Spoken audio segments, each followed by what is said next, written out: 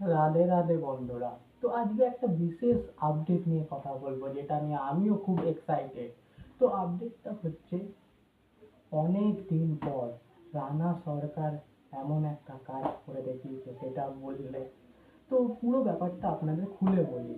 তো রানা সরকার দেব শুভশ্রী জুটিটা তো আমাদের ফিরিয়ে এনেছে। তো এবার দেব আর জিতের জুটি ফিরে আসতে চলেছে।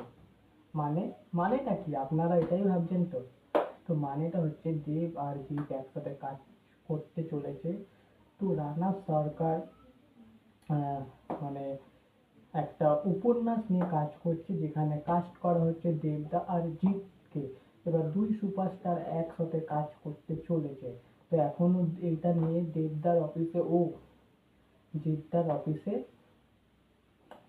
মিটিং হয়েছে, এখনো পর্যন্ত কোনো ডিসিশন নেওয়া হয়নি।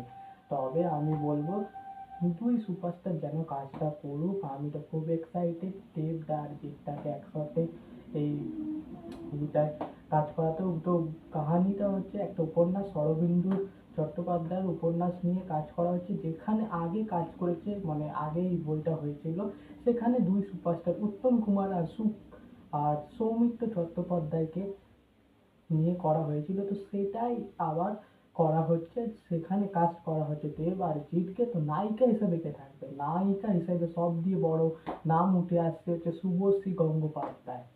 তো শুভশ্রী গঙ্গোপাধ্যায় ভাবতে হচ্ছে, একদিকে mega star, superstar, lady superstar, সব স্টারডম একই জায়গায়, সব সুপারস্টার, লেডি সুপারস্টার।